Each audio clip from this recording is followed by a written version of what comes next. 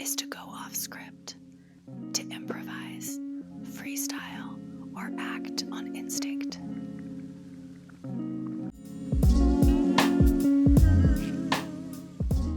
Earth, water, fire, wind. How are you going to invite those elements into your life, seek them out, and also find creative ways to channel those elements, you know? Hi, welcome back to Ad Lib with Liv. I'm happy to, oh, what is that little, I thought it was a mosquito. It's a mosquito infestation outside. Welcome back to the podcast. I am very happy to welcome you into this week's episode because we're coming off of a full moon in Taurus, which was very enlightening for me. And I saw a lot of rhetoric online about this moon. So it was a super full beaver moon in Taurus. Taurus energy is direct, it has a plan, it's really grounded, and I think it's kind of no bullshit. You know, the people that I know that are Taurus, I love them. I love Taurus people in my life. I need it as a watery Cancerian. I'm like, give me the earthy, direct clarity that Taurus energy brings. And so those people in my life are really clear. They have a plan. They know how to make things happen. They're dreamers. They're doers. They are really good friends to have and really good like coworkers and you know leaders to have in your life. And so for me, that this full moon energy really did bring out that side of myself. So I've been feeling very contained and very focused. Would be interested to know how this moon has landed for you. What has your moon landing been like? I want to talk a little bit about how we're in this seasonal shift right now. We are on the cusp of winter. So that means things are going to get quiet, things are going to get colder. We're going to just naturally be more inward. It's, you know, that shift from summer and fall where everything is warm and we're external and we're engaging out with the outside world so much. And this season like really calls for a lot of alone time, a lot of introspection, a kind of this like hibernation energy. You know, we're eating, we're gathering in the home, that kind of thing. In colder climate, it's a very dramatic seasonal shift. So we'll talk about some practices to lean into that change.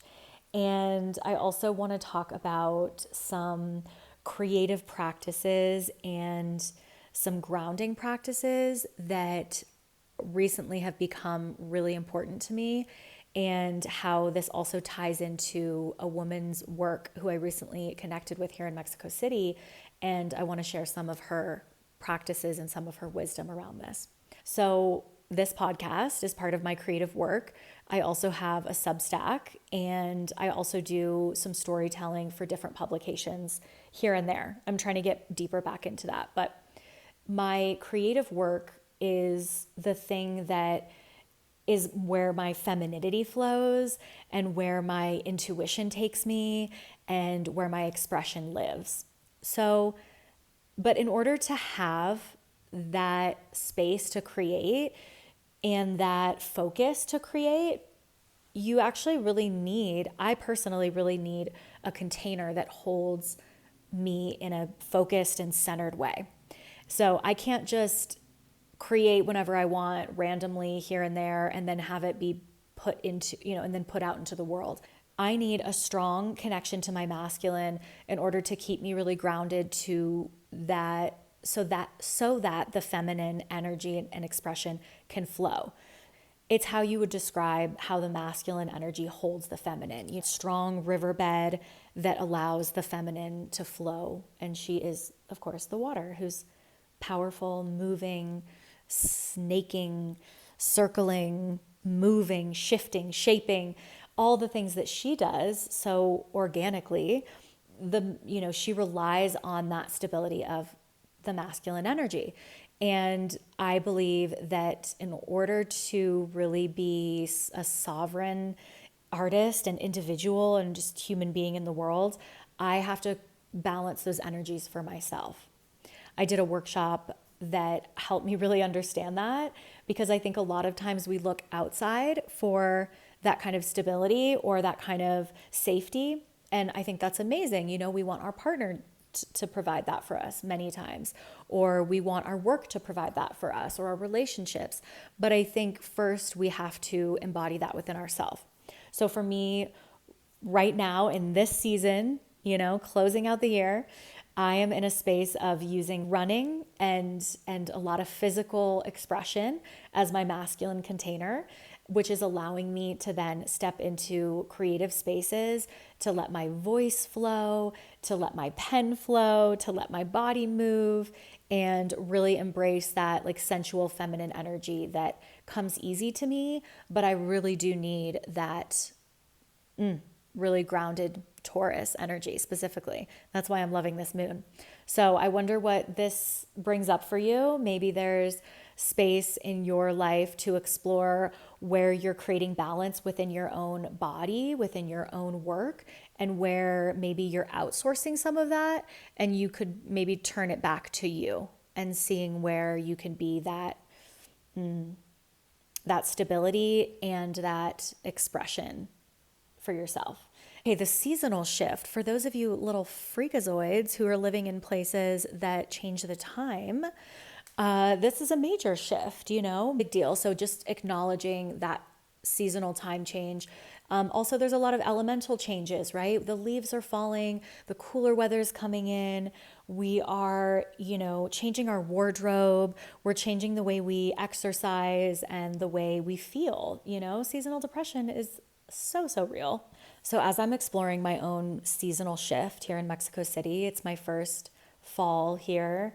It's going to be my first winter spent here. Weather's amazing right now, and it will get a little bit colder and we're also very high altitude. It's like 7,000 feet.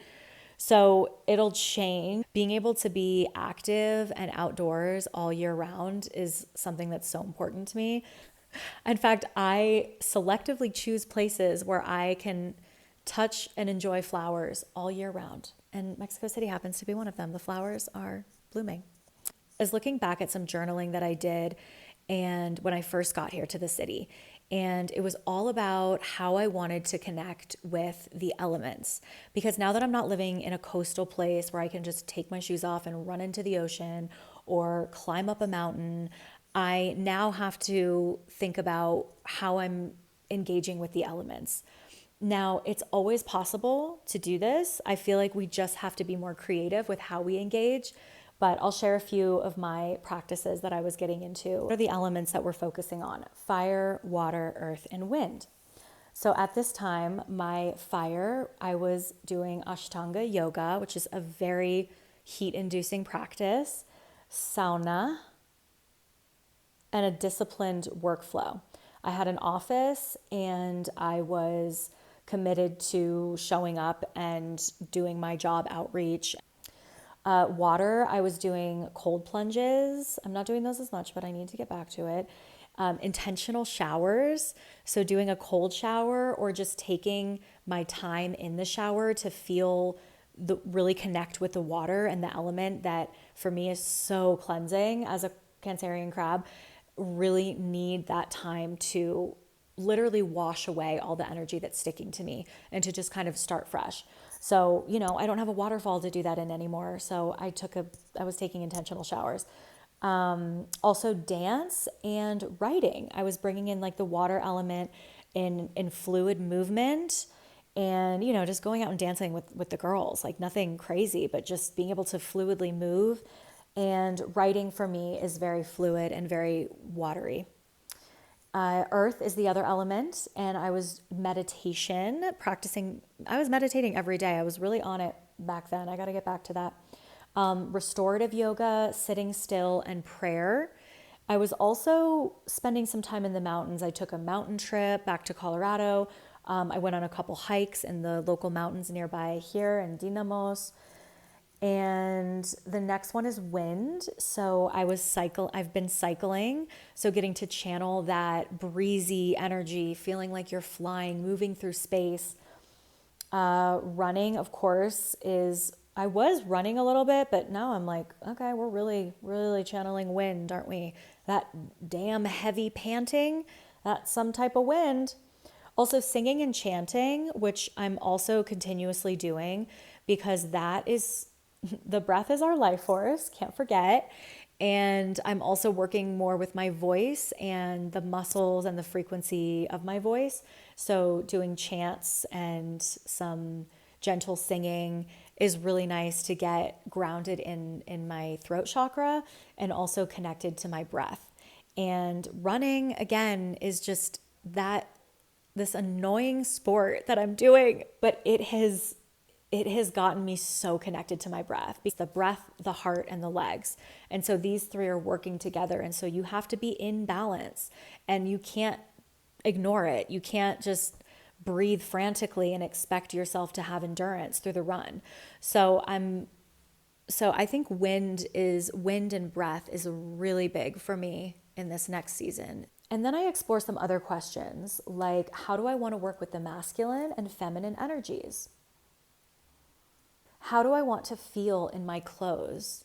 What characters or archetypes do I want to embody? And this is fun because it gives you a place to explore your expression, but also how you feel when you show up publicly. I think that's really important. You know, fashion is how you present yourself, but it also, for me, it's like I feel a certain way in different clothes. And so I'm thinking, when I was writing this, I was thinking less about how do I want to present myself? How do I want to appear? And more so, how do I want to feel? You know, and especially moving to a new place and wanting to just kind of dive into my grounded self, you want to feel good. You know, you don't want to go out in something that you're just uncomfortable in, or you're like, this isn't really me. Like, who is this person? I'm not really connected to this. And so I think the expression of what you wear and what you put on your body is huge in how you show up in the world. Just considering how do you want to feel in your clothes rather than how you want to look.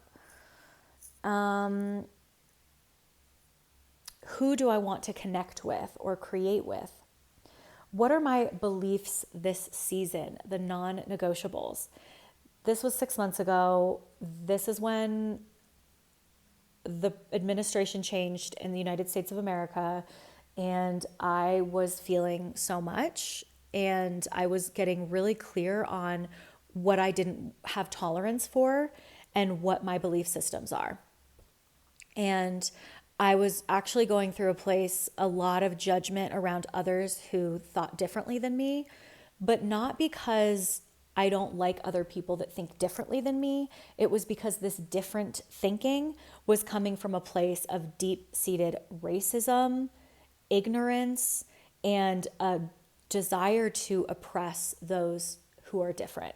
And so I was really triggered by that. I decided I don't want to talk to anyone who believes in this, who supports this. I really consciously remember feeling angry and feeling like I don't have space in my belief system to accommodate you. And I also don't want to spend my time trying to negotiate with people who think so differently than me and have such a narrow and ignorant perspective. Sorry, I'm calling it what it is. So I'm going to explore what my beliefs are this season.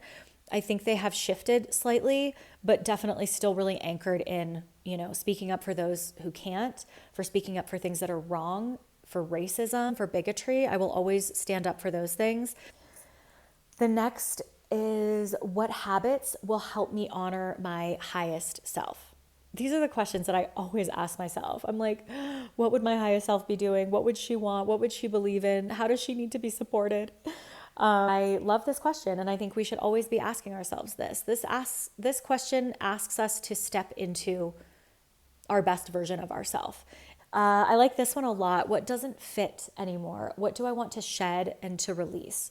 I think it's a really good time to do this around the full moon as well. I wrote a note to myself and put it under the full moon last night with a big glass of water to make moon water, and my rings and some stones to get illuminated by the moonlight. And I got to, write down all the things that I was shedding and releasing. And they were really simple, anxiety. And then I am going to burn them tonight and say goodbye, no mas. So ask yourself those things. These are physical things and also emotional things. What environments do I want to discover myself in? What environments do I want to discover myself in? What conversations have I been avoiding that I am ready to clear? We all have one of those conversations, honestly. There's no way we don't have like two or three pending conversations that we need to have with someone to clear the air, to set something straight, to ask for something, to get clarity about something. Yeah, there's always those. And so, I don't know, maybe take some time to process what you need to say and use your voice. I think the Taurus full moon, Chris Corsini said this, is also about using your voice and speaking up for what's right, speaking up for yourself and saying what you need to say. Taurus energy is direct, like I said. And so that invites us to just, as my friend Mel would say, be lovingly direct. You can be really nice and say something that needs to be said to someone and is very clear. And I think connecting the body to the breath and to the voice and to the message is everything. Okay, what am I taking with me on the next phase? So we're getting rid of things, but what are we taking with us? These are, again, physical, totems, tangible things, and also practices or mentalities or perspectives that we want to take with us. What type of love am I inviting in? Are you fearlessly ready to receive? That's so much of my work because I'm always Miss Independent. And lately, the last couple weeks, I'm feeling so lovey-dovey. And I want to be in my lover girl era. And what's so cute about that is that people are responding to it. I'm seeing how my inner work around being more open and, blossoming my voice open and blossoming my perspective and blossoming my expression is actually attracting some new energy and some new connections and some new ideas. And, when you start to see things materialize, doing something right. Yeah. And celebrate that. Look what we've blossomed from.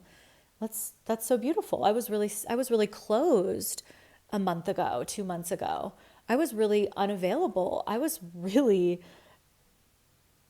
unattainable. My energy was unattainable. And now I'm like, let's get back to that open woman that I so am, that I really naturally am, but that I also have to take seasons to close the door and literally close the door to my apartment and say, I can't with any of y'all, with the world. And I have the luxury to do that. And I recognize that for sure. So, but I do take that time, I get really internal. I go into my cave and I think it's really necessary to then come out and say, look, I've created this foundation for myself and I've realigned some things. And now I feel like I can open myself up to the world with a lot of, confidence and a lot of centeredness. So we love that. Oh, this is beautiful. What wounds am I willing to unearth and transform into art? I have my vision board that I made a while ago, and it says, turning shadow into transient beauty. We're going to do an episode on that. I'm going to come back to that one. Ooh, what postures will I move into? What physical postures do you want to find yourself in? Do you want to be hiking more? Do you want to be skiing more? Do you want to be sitting still more? Do you want to literally work on your posture and do more heart openers? Do you want to rest more and find yourself relaxed and, in deep rest? Do you want to find yourself doing inversions and headstands? What postures do you see yourself moving into this season? And then I had some questions about, creativity in my career and goals that are guiding me. So if you're in a career-centered space where you're looking to shift, looking to grow, looking to reflect, what do I want to create in my career? What goals will guide me? And what kind of environments do I want to see myself creating in? So these are all these questions that I invite you to explore, and especially the elemental ones. I really think those are they're tangible things that we can connect to. And so I think it's a little bit easier sometimes to bridge that like spiritual, metaphysical stuff to something very tangible. So earth, water, fire, wind. How are you going to invite those elements into your life, seek them out, and also find creative ways to channel those elements, you know? I'm playing around with this idea of blossoming and flowers and roses. So, do I want to bring more roses into my space? Do I want to start drawing roses? Do I want to seek roses out in nature? You know, just getting really kind of intimate with how we engage with the space around us. Now, this segues perfectly into someone who I want to highlight in this episode and whose work is something that I think is just so necessary for the world right now. So I went to a women's event in May, I believe, or a lot of really wonderful women that night, one of them being Anya Zoltowski. She is originally from Australia, but she's a woman of the world. We started following each other on Instagram, and she offered a free workshop that I signed up for. It was called Beyond Sustainability. It was described as holistic practices that you can integrate into your creative work and life for greater connection, clarity, and purpose. Done and done. I was in. So we did this really beautiful, over an hour long workshop online, and we covered so many different aspects of practices that we can each do from our corner of the world that involve everything from, you know, asking really deep questions about why you're doing the work that you're doing. Asking questions like, how will this work affect the people in my community? How will this work affect future generations?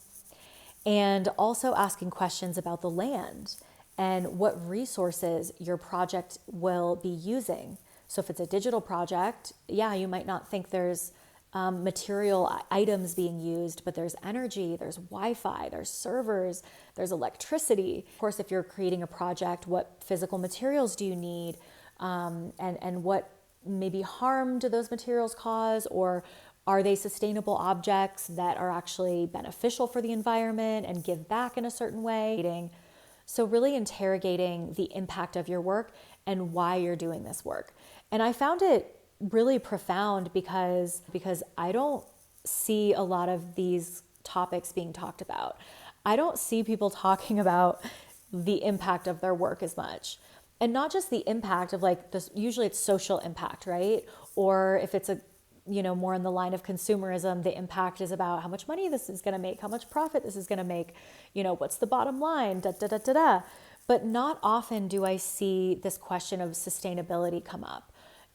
I mean, I do. Sustainability is now this absolutely like surface level, like greenwashed word that can be used for literally anything. I think it's lost a lot of its depth and meaning. And so what she's doing, what Anya is doing, is really resurfacing this word and inviting people to look at sustainability as a multi-level thing. You know, it's not just about sustainability of the planet and our resources, it's also about the sustainability of the self.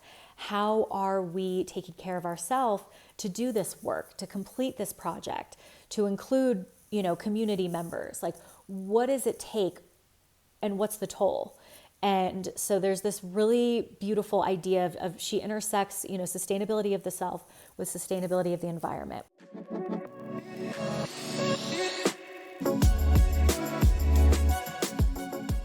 I'm just going to read you a few notes from the call that I had with her. She talks about personal agency with creative work and design, meaning, you know, oftentimes we kind of outsource our intuition or our trust on a project because we're supposed to do it a certain way, or there's certain rules around how we're supposed to create, and we fall into that. And that is that's giving away our agency to how we want to create and what we want to create. And I would say that maintaining agency in your work is not about maintaining control, but it's more so about maintaining a sort of independent connection to the work that isn't influenced by an outside system. I know that sounds really abstract, but that's what my takeaway is from that. And I still have more work to explore with that agency of creativity, but that's That's my 2 cents on that. She talks about climate change and how it's extremely overwhelming to think about how much is really going on our planet right now, how much destruction is happening, how resources have been depleted, and that when we think about sustainability, we think about how we want to create a balance within those systems, and how sometimes it's like, should we even recycle? It's like, do I even need to take the time to do this? What is it really doing? Is this a system that even works? That's just one example, but you know what I'm saying? There's a lot of little things that we can do that might not feel like anything, and that can feel very overwhelming. So she explores that idea, which is so relatable for anyone in any industry. She talks about co-creating the world, She talks about getting away from hyper-individuality and more about co-creation and community. And she talks about how place is the ultimate thing to come back to. Place, where we are right now in time, our environment that we find ourselves in right now. So take a moment to recognize where you are, what land you're on, what animals are around, what flora and fauna are here, what type of development is here.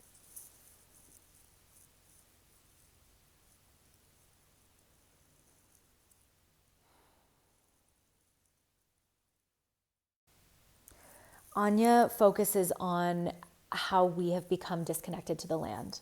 And this personal work that I'm doing around the elements and reconnecting to nature in kind of innovative and creative ways, both spiritually, both emotionally, physically, tangibly, is really, really similar to her thinking. And I know that there's so many women and so many people who are thinking this way, who want to get more intimate with themselves and also the place that they find themselves in.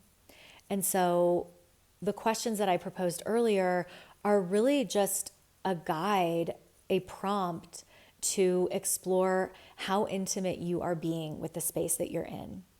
The physical space that you're in, the metaphysical space that you're in, and how you want to co-create with the world in a more direct and meaningful and conscious way.